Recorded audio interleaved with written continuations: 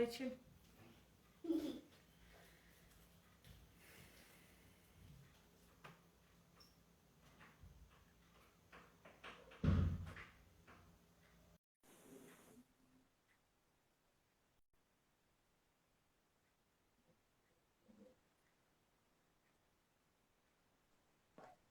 Oi, Ei, Thaís, tudo bom, Jaqueline? tudo certo? Tá me ouvindo bem? Tô. Ah, joia. Que hoje eu vou fazer sem o fone, daí se ficar ruim, você me avisa. Eu tô de fone, você tá me ouvindo? Tô te ouvindo claramente, bem tranquilo. Uhum, uhum. É que toda hora fica caindo, achei melhor hoje testar sem. É. Ai, ai.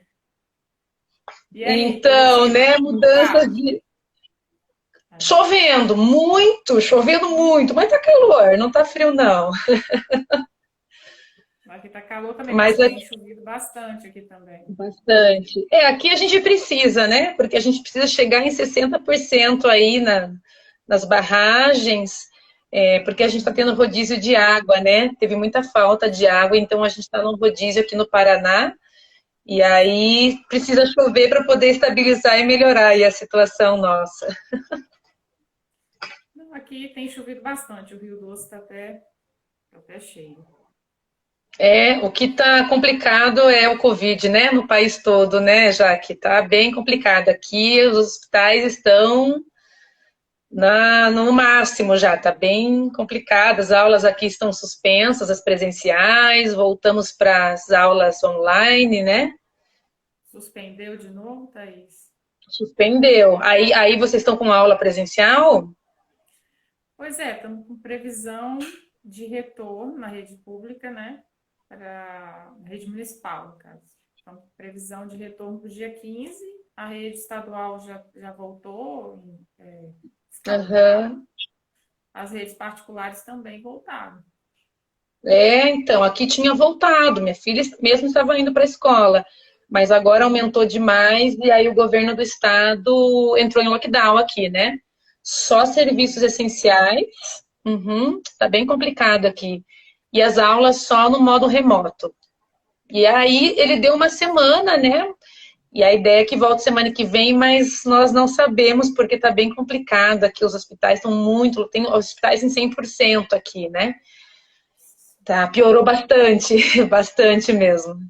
Então, assim, vamos caminhando, né? Aqui eu acho que o último mapa de risco deu risco baixo ainda. Por isso que eu acho que estamos segurando Oh, ainda. que bom, que bom, que bom. É que eu não sei se porque teve essa ilusão que saiu a vacina, a gente já podia se tranquilizar, É, algumas pessoas acabaram exagerando um pouquinho, não sei. Teve aí o só se carnaval, tranquilizou. apesar de não ter É, festa, né? Às vezes as sim. pessoas acabaram viajando, alguma coisa assim, aí, enfim, bem complicado, viu? As crianças estão Então vamos lá? sofrendo muito. Vamos nessa, vamos começar. Vamos lá. Vou justificar aqui, né? Estaria hoje aqui a Edneia, mas a Edneia teve um falecimento, né, de uma pessoa próxima, né, e eu vim substituí-la, né, para a gente não ficar sem a programação dessa live, né, Thaís? É verdade. Então a gente vai falar de um assunto, talvez, não sei aí, mas aqui a gente ainda tem muitas dúvidas, algumas pessoas, quando a gente conversa, nunca ouviram falar, né? Pais, É isso aí. professores, né? Uhum. Então é meio obscuro ainda o entendimento, o esclarecimento sobre o nosso assunto de hoje, que é mutismo seletivo. E por incrível que pareça, Thaís, eu nem comentei com você, mas eu estou atendendo uma menina com suspeita de mutismo.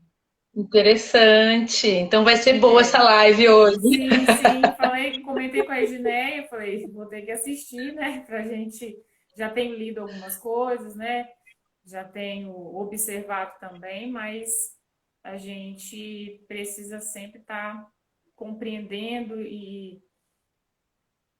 e observando mesmo o dia a dia, no meu caso, no consultório, né? E hoje você vai falar um pouquinho diretamente com os professores, né? Porque tem uma caracterização muito própria essas crianças, né? E a gente, durante a live, a gente Sim. vai falar um pouquinho, Uhum. né?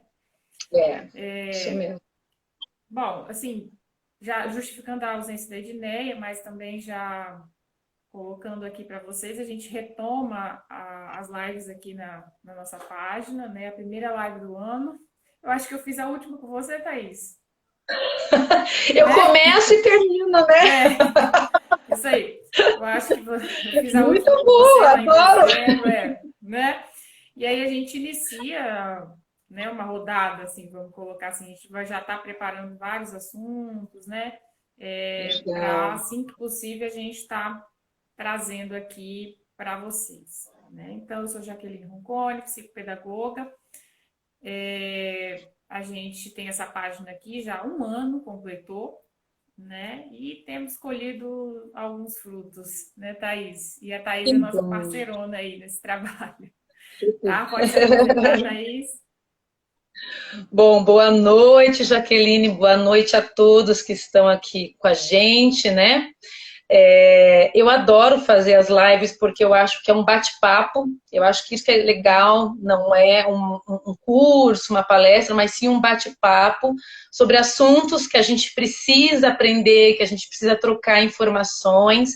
A gente está num constante aprendizado na vida e principalmente na área da educação, mais ainda, né? Como você mesmo falou, o Sim. tema de hoje, então, é um tanto quanto desconhecido por muitas pessoas.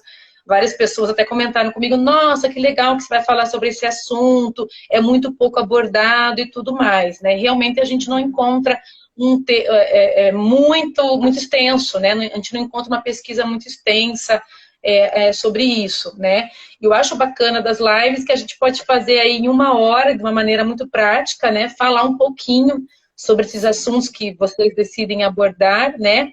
E a minha contribuição é mínima aí, mas justamente para ajudar quem decide nos assistir, sejam profissionais, sejam pais, né?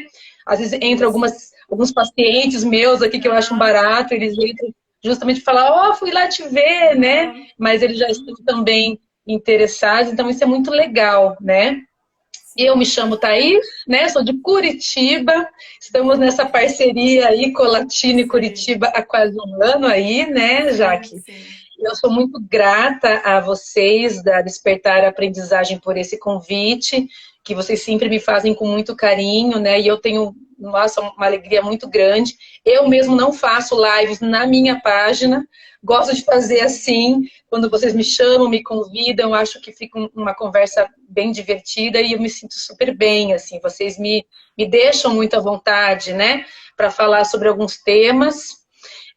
Sou psicopedagoga há 15 anos, neuropsicopedagoga clínica e também especializada em autismo, né? Trabalho com avaliação, intervenção, crianças, jovens, adultos, estimulação cognitiva para idosos, né? Que é algo que está vindo muito forte, né? Nesse Uhum. contexto atual que a gente vive hoje, felizmente, né? E Sim. também trabalho com supervisão de profissionais e palestras, cursos de formação. Então, eu tenho aí uma caminhadinha aí nessa área pedagógica, né? E é muito linda essa área porque a gente pode abordar muitos temas, a gente precisa conhecer um pouquinho de cada coisa, né?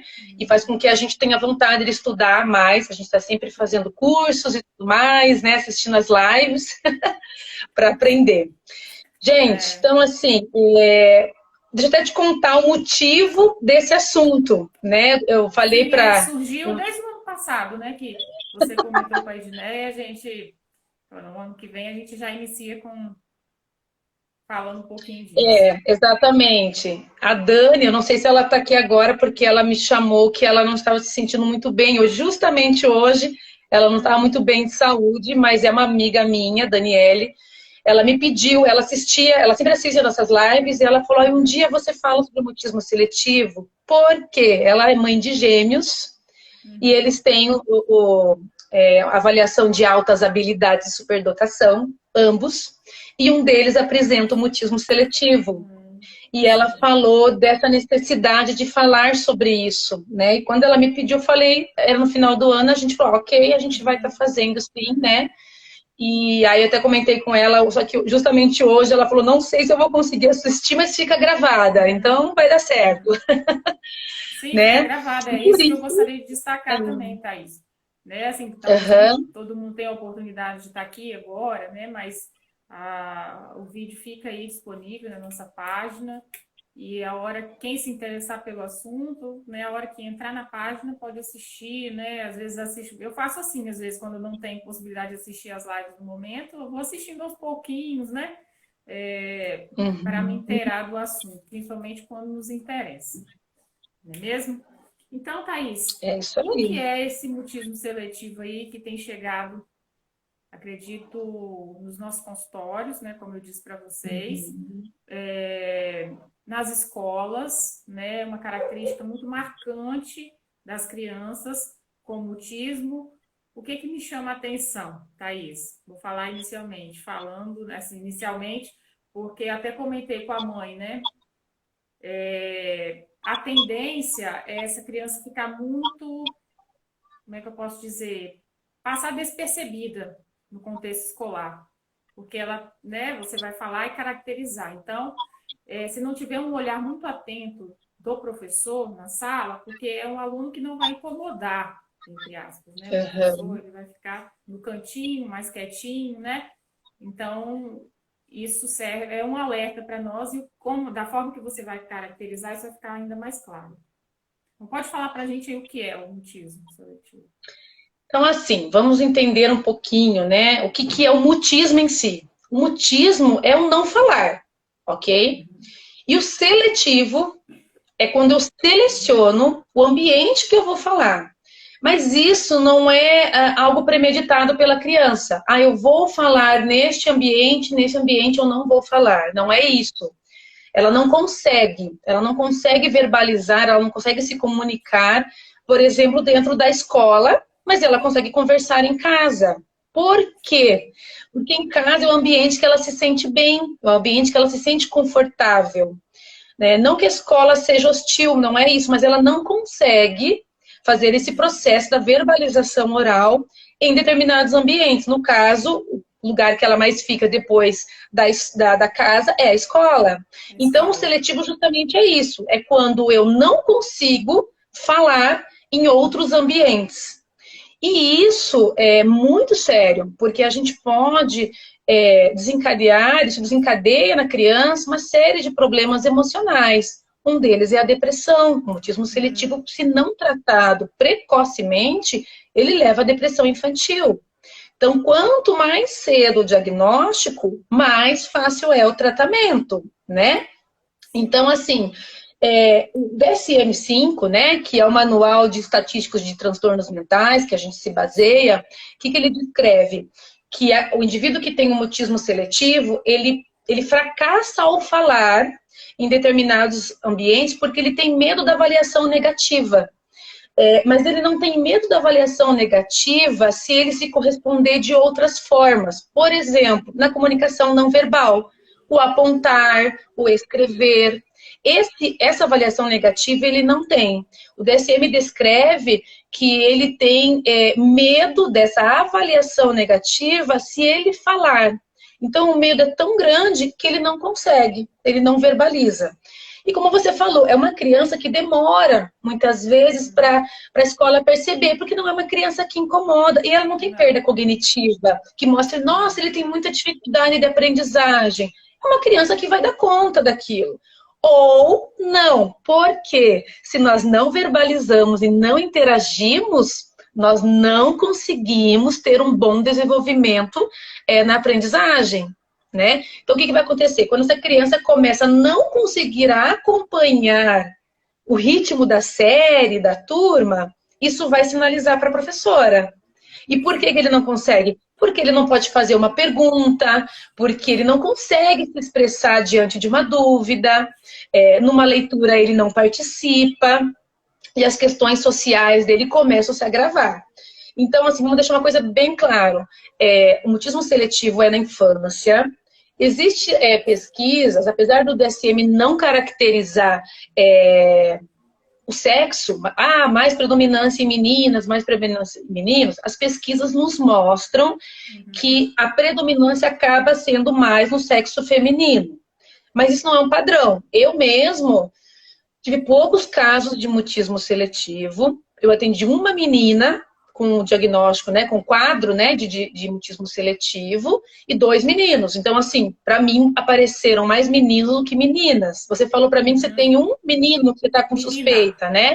Menina, ó, ela já encaixa mais no que a pesquisa nos mostra. O que acontece? As características do mutismo, elas aparecem logo no início, quando a criança já começa a falar, na fase da fala, né? Por volta ali antes dos 5 anos, 3 anos, a criança já começa a mostrar traços de mutismo, só que ela vai até aí os 18 anos. Se passar desse tempo e esse sujeito não verbalizar ainda, né, em determinados ambientes, aí a gente já trata como fobia social quando adulto. Aí já muda o diagnóstico, né, pela idade, porque o mutismo, ele pode durar de 1 mês a vários meses, mas com o tratamento correto, isso vai melhorar e a criança vai conseguir passar, né, por essa situação que nesse momento para ela está sendo muito difícil. Então, ela geralmente se comunica de maneira não verbal. Ela aponta, ela escreve, ela desenha, né? Ela usa, assim, outros recursos para se comunicar. E em casa, ela verbaliza. Eu mesmo tinha um paciente e ele não verbalizava na escola e foi que a escola mandou para avaliação. E aí eu comecei a fazer um trabalho com ele em sessão e ele falava bem baixinho para mim, porque eu gravava a voz dele. Ou a mãe me mandava. Os vídeos são excelentes para isso, para a gente usar como recurso até de intervenção. Já fica a dica aí. Porque quando a criança se ouve, ela se sente melhor. Porque ela sabe daí que você sabe que ela fala. Porque incomoda muito ela. Você não fala? Mas por que você não fala? Como assim você não fala, né? Isso judia muito da criança. Esse emocional vai ficando... É que nem um castelinho de cartas. Vai cada Mexe com vez a desabando autoestima, mais. né, Thaís? Mexe com a Muito, autoestima da muito. criança, né? E se Bastante, isso não é né? percebido, essas perguntas aí, muitas vezes, né, existe até a cobrança por parte do professor em querer, né, da escola, no geral, né, querer que o aluno participe, né, que o aluno responda, né, as perguntas no momento ali oral, e tem a questão dos colegas também, né, que a Sim, tendência é essa criança ficar, bom, se ela não tem a interação social, se ela não faz um diálogo, a tendência é ela ficar isolada dentro da sala, ficar isolada na hora do recreio, na hora da educação física, né, em qualquer atividade que ela sim. possa desenvolver ali no ambiente escolar. Acontece até fatores assim, dela querer ir no banheiro e não conseguir falar, né? Não se comunicar, solicitando, e ela acabar deixando esse xixi, né, escapar. E Sim, aí existe sim. o constrangimento diante da turma, o que piora ainda mais o quadro, né? E aí, se esse professor não tiver o manejo, né, com essa criança, a tendência é piorar cada vez mais, né? Porque vamos imaginar assim, no próprio CID-10, né, que é o Manual de Doenças e Problemas de Saúde, o que ele fala para nós? Ele fala que o F94, que é o código, né, a gente sabe que cada transtorno, cada doença tem um código médico, né, é por aí que a gente se baseia para os nossos diagnósticos e tudo mais, e assim a gente consegue falar a mesma língua, né, médicos, terapeutas e afins. E aí, no CID, ele fala que o transtorno de funcionamento é um transtorno de funcionamento social, que é o que eu já vou falar desse mutismo, de início na infância ou adolescência. E o mutismo seletivo, que é o F94.0, né, que é o primeiro ali, ele fala que é um distúrbio psicológico. E aí entra muito a necessidade da psicóloga. Então, não é algo que é a fonoaudiologia que vai resolver. Na verdade, não. Claro que a fonoaudiologia ajuda, óbvio, né? As fonoaudiólogas, elas têm várias técnicas que ajudam bastante. Eu mesmo tenho um paciente que nós estamos com uma suspeita de mutismo e a fonoaudióloga está fazendo um trabalho incrível com ele, né? Bem bacana mesmo, envolvendo vídeos e tudo mais, né? E isso contribui bastante. Mas o essencial é o tratamento psicológico, por quê? Porque o mutismo seletivo, ele é um transtorno da comunicação social. Então, o que acontece? Muita gente confunde o mutismo com o autismo. E não Pela é, questão né? da Não é fala, né? exato, porque assim, eles chegam para nós no consultório, olha, meu filho não está falando, meu filho é muito introspectivo, fica se isolando, não quer ir para a escola. E eu já vou falar até de algumas características bem fáceis, assim, até para o pessoal Uhum. poder entender. Será que ele tem autismo? Daí a gente começa a investigar. Quando você começa a investigar, você vê que muitas características do autista não encaixam nessa criança. E aí você começa a pensar, opa, peraí. E aí sim que é o momento de se olhar para esse mutismo seletivo que é pouco notado. A doutora Elisa Neiva, ela é uma psicóloga que ela, se eu não me engano, ela atua em Campinas. Gente, ela é incrível. Ela é uma das presidentes, enfim, assim, do mutismo seletivo no Brasil. Ela levanta a bandeira, assim. Ela tem página no Face, assim, ela tem falas ótimas. Ela trabalha fora do país, em Portugal, etc., ministrando cursos. É muito bom ouvir ela sobre isso, né? O quanto ela esclarece que o diagnóstico errado atrapalha muito a criança, né? Então, muitas vezes ela é tratada como autista e autismo seletivo, são coisas bem diferentes. E aí o que acontece? Se você trata errado, você só prejudica essa criança. Por quê?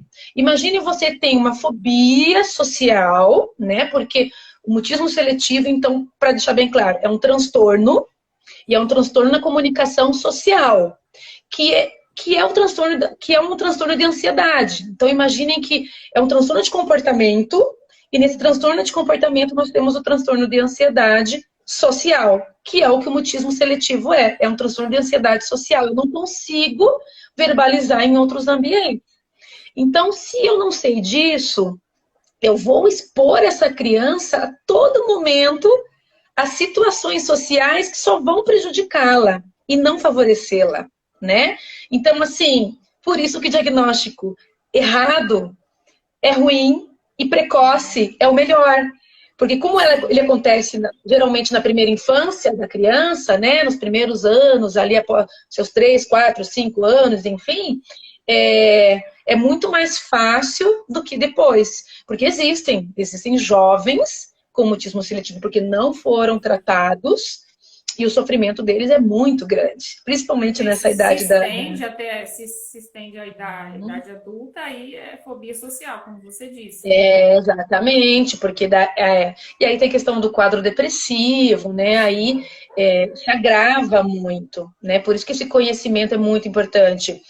E aí o próprio CID fala, né, que ele está associado a esse transtorno de comunicação social. Existem comorbidades, claro. Geralmente até associa-se, né, essas comorbidades. Por exemplo, o transtorno de ansiedade, que é uma comorbidade, Sim. né? O transtorno de ansiedade de separação, que é o quê? Até que a gente até explica muito do mutismo.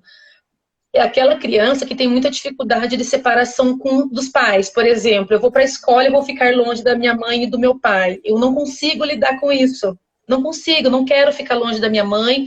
Tenho muito apego à minha mãe, né? Tenho muito apego ao meu pai e minha mãe. Não consigo sair de casa, eu não quero ir na escola. Ela vai ficar ali 4, 5 horas.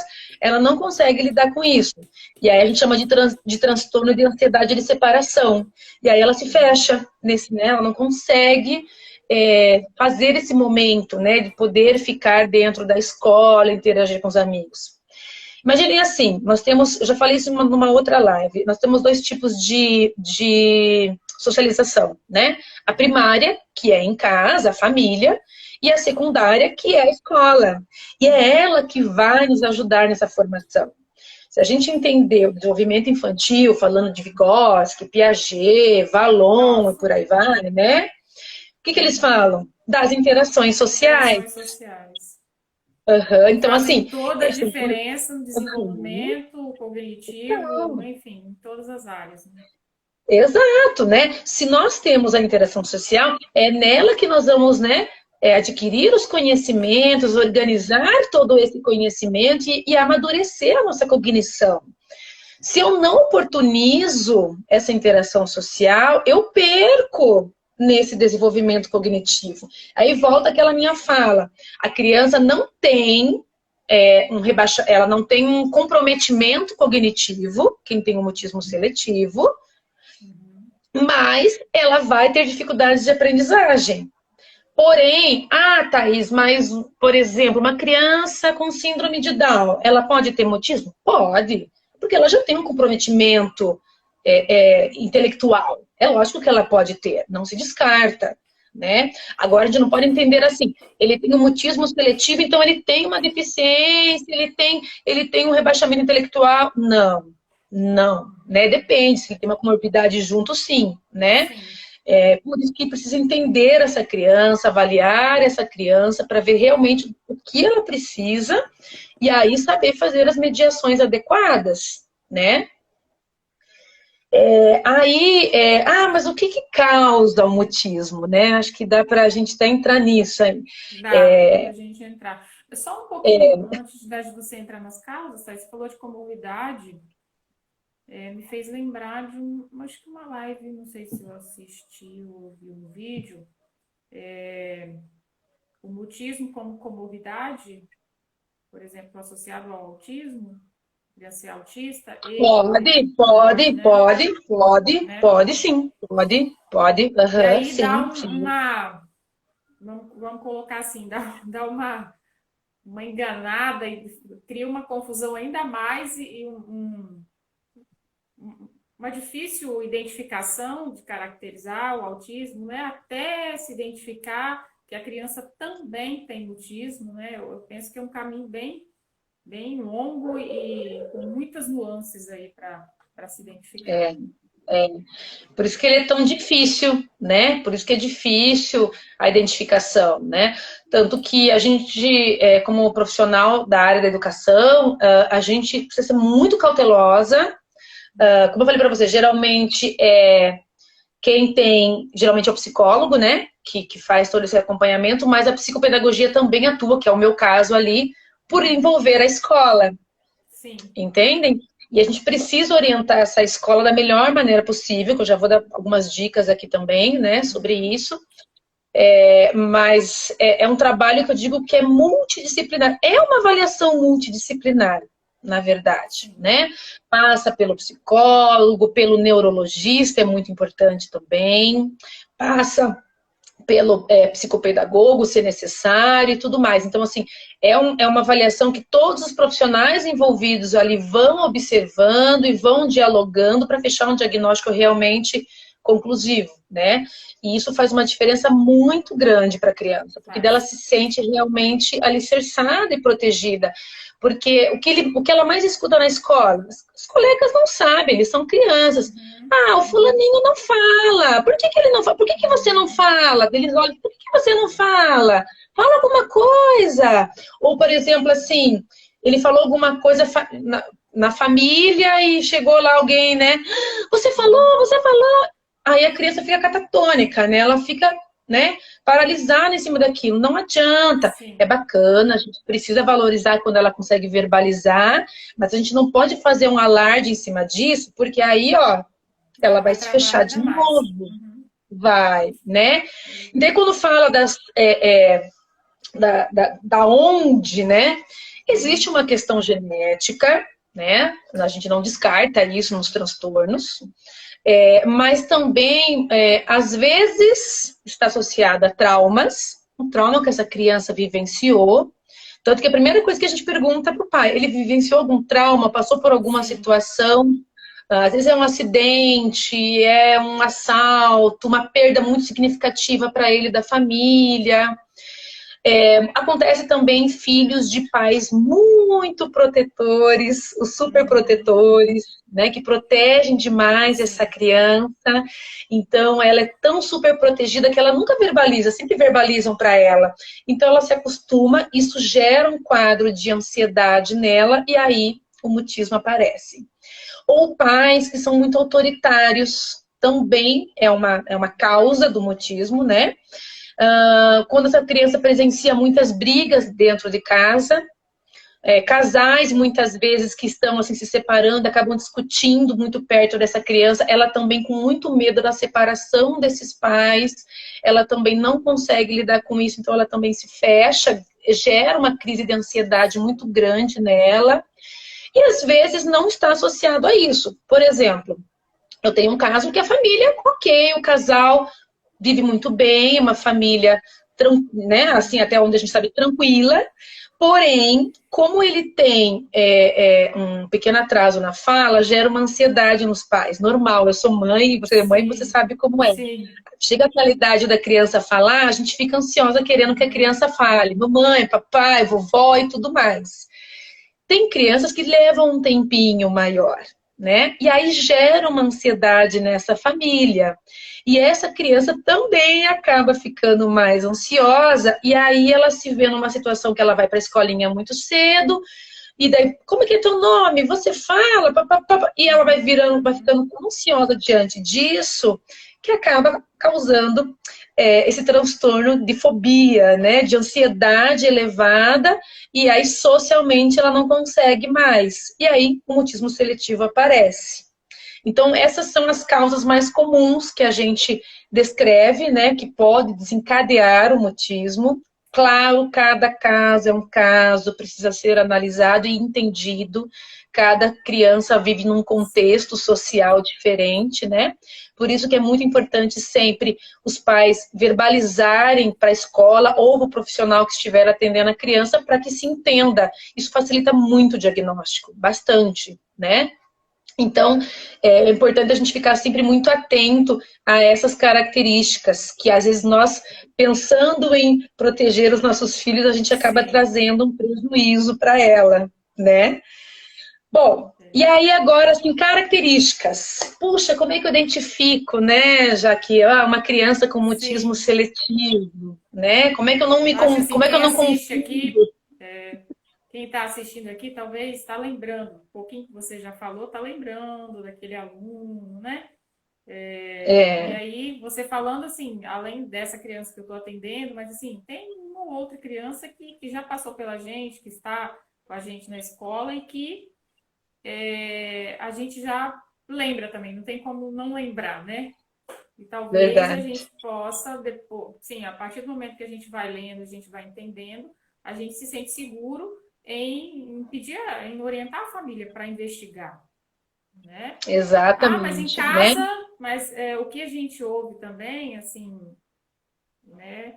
Que a gente pode ouvir nesse caso é que a família fala assim, não, mas em casa é normal, talvez o problema é na escola. Alguma coisa de errado está acontecendo na escola que ele não está falando aqui, né? E Exato. realmente, se isso não é identificado precocemente, realmente pode acontecer algo na escola que vai agravar essa situação. Se ele tem o transtorno, né, então ele vai se fechando, como você disse, ele vai se fechando cada vez mais, por quê? A escola, os professores não são orientados nem preparados para lidar, os colegas também não, né? É aquilo que a gente sempre fala com os pais, né, Thaís? O nosso trabalho vai muito além do consultório, Sim. da terapia, né? Então, assim, eu vejo de extrema relevância, assim, a, a, a nossa função e a nossa relação com a escola. A partir do momento que a gente vai, visita uma escola, né? Que, que atende uma criança que é atendida pela gente, esclarece, né? E fala como. Eu acho que as coisas só tendem a caminhar de uma maneira bem mais tranquila, Uhum. tanto para a É, família quanto para a escola, que sabe lidar e tudo. é muito importante a nossa presença dentro da instituição, né? Então, Sim. que eu faço? Eu agendo, eu pergunto para a escola, eu preciso fazer um período de observação, né? Eu preciso observar essa criança nos contextos sociais dela. E aí, geralmente, a escola, nossa, é muito disposta, até porque para eles também é importante, onde eu consigo observar essa criança no ambiente dela, social e escolar, e aí, em cima disso, eu já consigo orientar os profissionais. Olha, eu vou te orientar, conversa com, faz assim, faz assado. Ai, tá, isso que bacana, nem imaginava e tal. E aí sim as coisas começam a fluir. Essa questão da escola, eu vou falar para você assim que é bem importante para que as coisas realmente fluam, né, e aconteçam. Porque imagina assim, até uma coisa também que pode causar um mutismo é aquela criança que fala uma outra língua. Então ela mora em outro país e ela vem para cá, né? E ela não conhece essa língua. E aí? Aí isso gera uma ansiedade tão grande nela, dela não conseguir dar conta, que aí o mutismo seletivo pode aparecer. Então, também é uma característica, quando você receber um aluno que é de outro país, você precisa estar atento a isso. Também estar Porque ela atento, vai, é verdade. muitas vezes ela vai te fechar, porque vai gerar uma ansiedade tão grande nela que ela não vai dar conta, né? Então, assim, Porque eu já tive alunos que vieram de outro país, e nem é país, de Portugal, por exemplo, né? Simplesmente pelo aham. sotaque diferente, já cria um olhar diferente, assim, né? Dos colegas, vamos colocar Até assim. mesmo do Brasil, né? Como nós somos É, bem diferentes as nós temos regiões, né? sotaque, né? Aham, e é bem, e realmente acontece muito, sim. E é assim, são pessoas que geralmente não iniciam uma conversa, não respondem quando perguntadas, e daí ela é passada como mal educada, ou como, é autista essa criança, só pode, porque eu falo com ela e ela não me responde, né? E aí essa investigação precoce vai ajudar a gente nisso, porque no Brasil ainda é muito, muito baixo o índice de diagnóstico de autismo, né? Então é importante a gente realmente conhecer. Então você vai observar aquela criança que tem uma timidez excessiva, mas não é timidez. Fique bem claro nisso. Mutismo seletivo não é Não é timidez. timidez. Exatamente, né? Mas ela mostra aquela criança fechada, que se esconde atrás das pernas da mãe, quando você fala com ela interage com muita cautela. Existe, assim, uma criança que ela fica desconfortável nos ambientes. Então, ela chega, por exemplo, à escola. Ela chega na escola que é um ambiente que ela não conhece. E, de repente, aquele ambiente dá muito medo, é um ambiente que gera muita ansiedade nessa criança, né? E aí outro sintoma, ela não consegue se comunicar, elas são muito sensíveis. Então é uma criança que ela não tem um relaxamento social, ela está sempre tensionada, ela está sempre presa dentro daquele espaço, entendem? Então ela tem muito medo, está sempre com medo. Você vai falar com ela faz que não quer. O negativismo é muito alto. O meu menininho mesmo, eu vou colocar as brincadeiras para ele, o que ele faz para mim? Ele faz assim com a cabecinha. Aí eu falei, mas olha que legal, a gente pode brincar com esse carrinho assim. Aí ele brinca, interage e dá risada. Mas na hora que você mostra para ele, o que ele faz com a cabecinha? Que não. Não, Porque ele acha que não vai dar conta daquilo, porque gera uma ansiedade, né? Existe um retraimento social muito grande. Então, acontece o isolamento. É aquela criança que você vê que está sempre isolada na hora do recreio, na educação física, ela não quer participar da aula. Se você faz uma brincadeira bem legal, uma dinâmica na tua aula, ela não quer participar, né? Tem muito apego a determinadas coisas, porque quando nós somos ansiosos, a gente precisa nivelar essa ansiedade, né? Então, assim, eu posso roer unhas, eu posso comer a borracha, a ponta do sim. lápis, né? Então, esses traços compulsivos muitas vezes aparecem no mutismo seletivo, porque o meu nível de ansiedade está muito alto, eu preciso de alguma válvula de escape, né? Então, acontece bastante dela ficar lá cutucando alguma coisa, cutucando a própria pele, né? E isso só gera mais desconforto para essa criança, tá? Então, chega ao ponto dela passar mal. Por exemplo, tem crianças que elas estão numa situação tão... que elas estão sendo tão expostas na escola que, infelizmente, o profissional não sabe, né, desse diagnóstico, não tem conhecimento. Não, ela tem que falar, você precisa falar. que ela passa mal. Ela chega a passar mal e algumas ficam até paralisadas. Fisicamente o corpo não consegue reagir, porque vocês sabem que o nosso corpo fala, né, Sim, com todos sim. os nossos sentimentos. E aí o corpo mostra o grau de ansiedade que essa criança está vivenciando, o que é muito complicado, né, o que é muito ruim. E às vezes ela tem ataques de birra, porque ela não consegue verbalizar. Então, por exemplo, meu paciente estava tentando encaixar uma pecinha e não conseguia. Aí ele ficou vermelho, ficou nervoso, queria jogar porque ele não queria, ele não conseguia falar, eu não consigo encaixar. E aí esses ataques de birra é por conta da minha não verbalização, porque eu não consigo. A Comportamentos opositores irritabilidade, né, leve. Thaís? A Uhum, irritabilidade, a exato. birra, isso acontece muito com as Uhum. crianças menores, né, que a gente recebe no consultório, não, mas ele é muito irritado, ele é muito, né, então assim, se existe a dificuldade na Nervoso. comunicação, se existe a dificuldade na comunicação, ele vai explodir, ele vai se expressar de alguma forma, então se ele não está conseguindo se comunicar, né, é o caso de autistas também, né, que as famílias, Sim, a grande queixa é justamente essa, é a irritabilidade, a birra, ou se jogar no chão, que isso acontece com qualquer criança. sim, sim. Mas é mais intenso nos casos das crianças que não conseguem se comunicar. Né? Exato, exatamente, né? Tanto que alguns apresentam até o comportamento opositor leve, né? Exato. De se opor. Acontece. Então, assim, são características que a gente precisa, enquanto profissional da educação, enfim, seja a área que você siga, observar, né? Então, a gente precisa, opa, até que ponto é um autismo, é uma birra, é uma falta de limites, né? E é um mutismo seletivo. A gente precisa conhecer sobre isso, precisa olhar essa criança de Sim. verdade, né? E diante disso, o que a gente faz? Porque assim, geralmente as escolas falam assim para mim, tá, Thaís, beleza, mas o que eu faço? Uhum, O que eu faço verdade. com a criança? Ela não fala como é que eu vou avaliar ela, né? E tudo mais, e gera uma ansiedade muito grande na escola, Espera aí que tem uma normal. receitinha de bolo aqui que eu vou dar. É assim que eu falo para os professores. Espera aí, Opa! tem uma receitinha de bolo pronta aqui. Claro que não é assim, né? Em qualquer transtorno. Ótimo. Então, assim, não forçar, né, Jaqueline? Não forçar essa Uhum. criança a falar. Tem que ser algo muito natural, muito natural. Evitar responder por essa criança, porque daí realmente você não oportuniza que ela fale, respeite o tempo dela.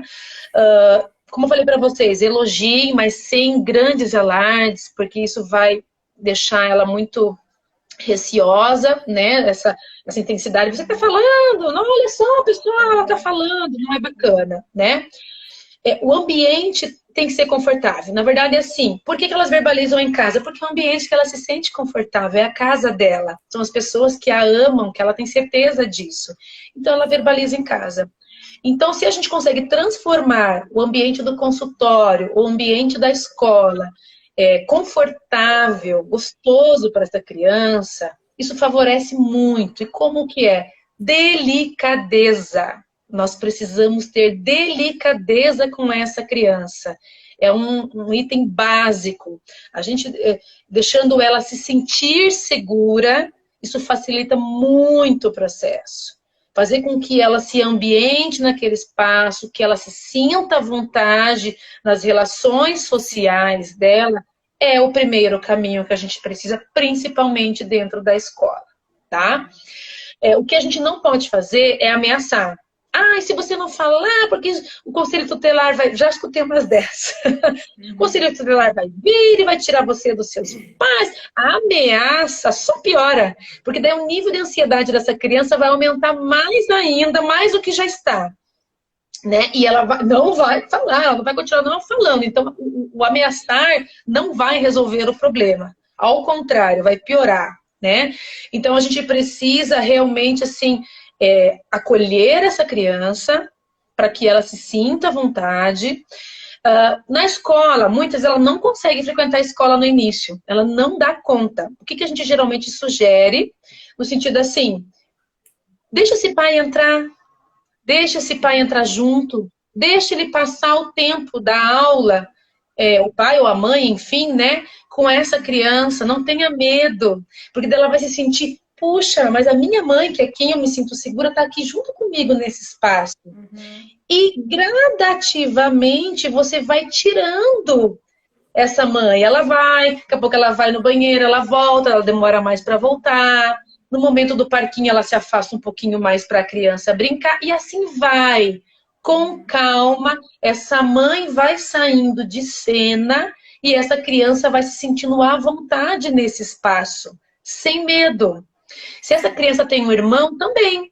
Se tem um irmão na escola, esse irmão pode participar, muitas vezes, de alguns momentos dentro da escola, numa educação física ou numa aula. Se é um irmão mais velho, principalmente, é muito mais fácil dar segurança para essa criança. E, de novo, gradativamente, esse irmão vai estar ali, vai se ausentando, e essa criança vai se sentindo à vontade.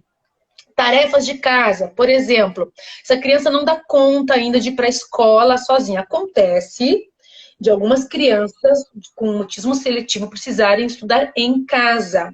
As escolas têm muita dificuldade de entender isso, mas eu penso assim, se você quer o teu aluno aprendendo, que é a função nossa como educador, de ensinar esse aluno e que ele se desenvolver, né, de maneira efetiva mesmo, então oportunize recursos para ele.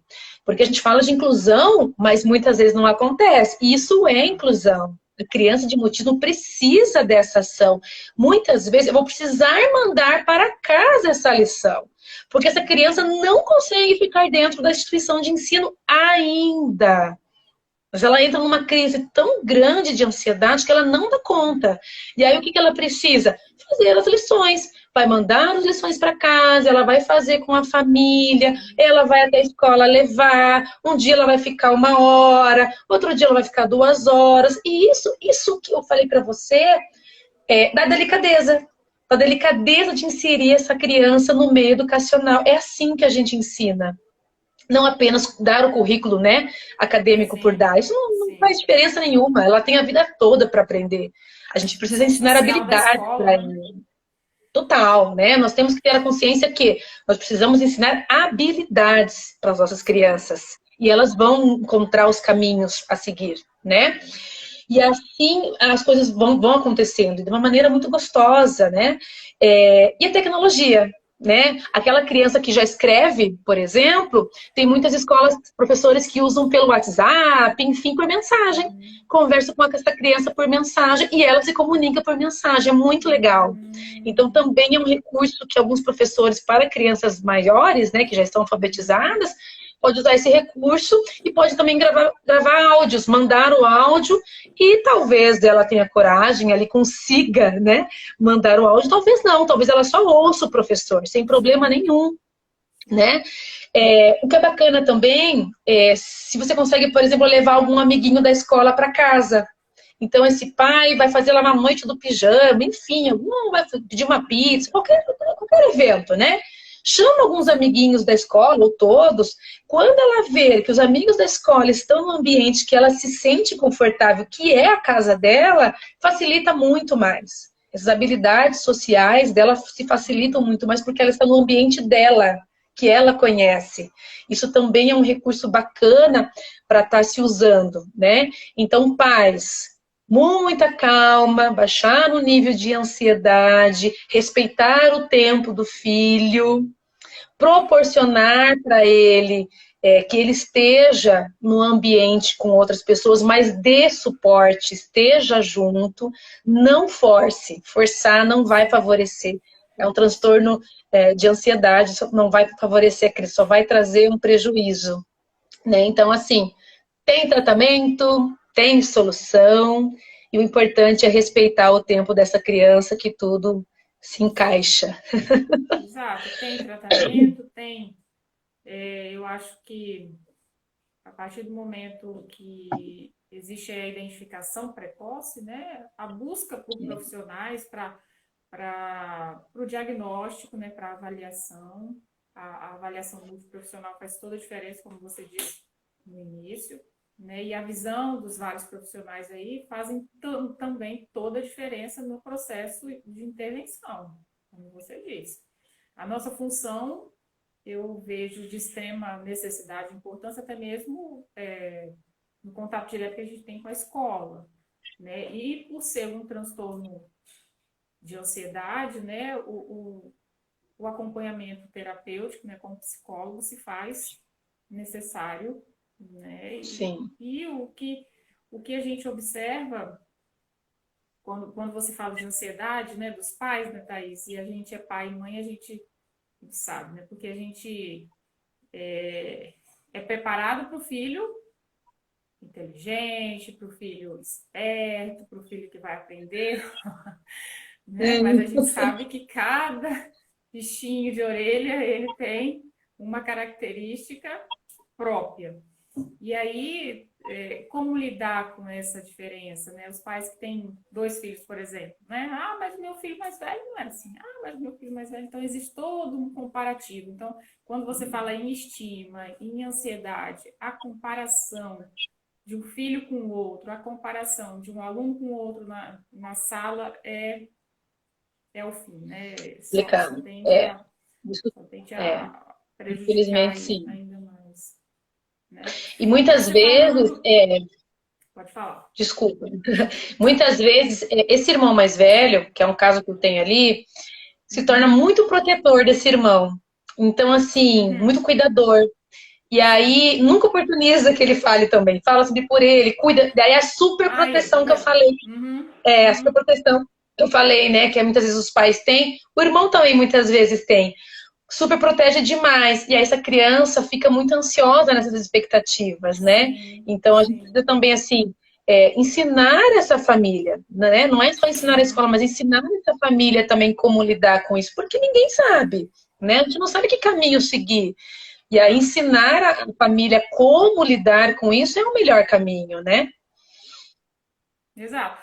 E aí, você falando aí me fez lembrar também, não sei se você, por exemplo, a criança que nós pais também, quando a criança chega da escola, o que a gente faz?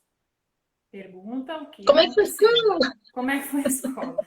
Com certeza essa criança também vai ter dificuldade em relatar, ou não, né? Vai ter dificuldade em Ela relatar o que aconteceu naquele não vai, ambiente, mesmo que, né, geralmente não vai. não, ela não quer falar. Não. Ela não quer falar, né? Eu tinha uma menina e eu fazia atendimento na própria instituição, no horário Uhum, contrário da aula. E uhum, era uma menininha, tinha 6 aninhos, uma graça. E ela falava em casa, a mãe me mandava os vídeos assim, que ela era tagarela. Chegava uhum, na escola, ela não falava nada. Foi aí que a escola pediu para eu avaliar. uhum. E aí eu fazia ela trazer brinquedos dela. Isso é muito legal, você usar também isso, sabe? Então, assim, Uhum, a criança tem um animal de estimação, você mostra o animal de estimação, você pode uhum, usar brinquedos. Por exemplo, eu falei que pode usar o recurso da tecnologia com os maiores, com os pequenos você pode uhum, usar os brinquedos, o animalzinho de estimação, por exemplo. Aí ela levava a Barbie dela e a gente começou a brincar, dramatizar. E ela não verbalizava comigo, e tudo bem, a gente brincava. De repente ela começava a falar bem baixinho comigo, bem baixinho. E aí ela foi falando, só que, olha, eu estava dentro da escola, mas ela só falava comigo. À tarde que ah, ela tinha sim. aula, ela não verbalizava. Ah, a professora ficou super frustrada. Ela falou, mas como assim comigo ela não fala? Eu falei, mas calma, tenha calma que ela está no caminho. Ela já está Sim, conseguindo falar fora do ambiente da casa dela. É um sim. processo. Então, nós profissionais também precisamos trabalhar a nossa Sim, ansiedade, né? Porque ela estava sim. super ansiosa, que ela gostaria muito, que era uma aluna muito caprichosa, fazia tudo muito, muito bem feito. Então, ela viu o potencial da aluna, mas ela não conseguia, né, esse momento da verbalização. Eu falava para ela, vai com calma que vai dar certo, né? Uhum, Depois a aluna acabou mudando de escola, eu não, acabei não tendo mais contato, então não sei dizer como está hoje. sim. Então, esse meu paciente mesmo, ele pequenininho, quando eu mostro o cachorro, ele fala o nome do cachorro dele, que é o Pipo, né? Então, eu Uhum, já encontrei caminhos que vão me ajudar a chegar onde a gente quer, que é essa criança sim. passar, né, por esse processo. Isso é muito bom. Então, eu Bacana. acho que seria isso, né? Interessante. Isso aí, nós já estamos nos finalmente já aqui, Thaís. É, então, eu É acho um que deu pouquinho para assim, né? Uhum. um pouquinho, né, daquilo que a gente Então, assim, professores, pais, né, terapeutas, eu acho que vale a pena investigar, vale a pena ler, vale a pena se informar, né? Como você disse, não são casos tão comuns, né? Mas a gente também corre o risco de atender, por exemplo, um autista, né? Entre aspas, né? Como você disse, que tenha características de mutismo, né? Então, o nosso olhar vai É, fazer toda a e diferença. você sabe que a cada 1.000 crianças, 7 possuem um mutismo seletivo. Então, assim, é um número até significativo, né? Sim, sim. E só que não chega, muitas vezes, saber o diagnóstico esses 7, né? Porque falta essas informações. E aí eu te 90% das falo, crianças que possuem o mutismo, elas apresentam comorbidades, sim. entende? Então, como é sério, né, esse diagnóstico? E aí eu te falo, quantos adultos hoje que apresentam fobia social, que se identificados ou diagnosticados precocemente na infância com mutismo, talvez estariam tratados hoje, né, com uma vida social mais tranquila, vamos dizer assim. É verdade, né? Mas estamos aqui para isso, né? Eu acho que com toda essa situação que nós estamos vivendo da pandemia, as lives aí têm contribuído muito Sim, sim. para esse conhecimento chegue a mais pessoas, né? Para que as pessoas conheçam mais sobre isso. Como são assuntos rápidos aí de, né, uma horinha de conversa, Uhum. é uma maneira da gente estar divulgando mais sobre isso Sim, e passando um pouquinho para as pessoas sobre esse conhecimento, né, Jaqueline? Eu acho que é por aí o caminho mesmo. O caminho do sim, com saber é esse, certeza. né? A gente fica feliz com as pessoas que têm a possibilidade de estar aqui com a gente, mas a gente fica feliz também É depois verdade. com as pessoas que conseguem visualizar os vídeos, né? A gente está promovendo aí uma discussão, espalhando conhecimento, né? Eu acho que é nossa função como É isso educadora aí. que somos, né, Thaís? Bom, Exatamente. abrimos aí com chave de ouro a nossa leva de lives Obrigada. do ano 2021, né? Desejo de muito Thaís sucesso. com certeza estará em outros momentos aqui com a gente, comigo ou com a Edneia, falando de outros assuntos, né? Obrigada. Que a gente vai conversando, a gente vai dialogando sobre as nossas realidades, os nossos pacientes, né, Thaís? E aí vai surgindo assunto, né? E É com verdade. certeza em outros momentos a gente vai também estar interagindo aqui. Agradeço, né?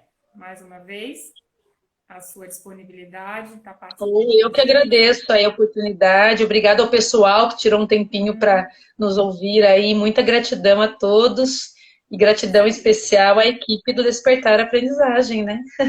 Obrigada por tudo, pela parceria. E temos um ano pela frente, com muitos Isso projetos, aí. muitos planos, Vamos muitas juntos. lives, enfim. Tá bom? Amém! Amém. Obrigado, obrigado, obrigado, Tchau. Até a pessoal. Boa próxima. noite a todos. Tchau, tchau.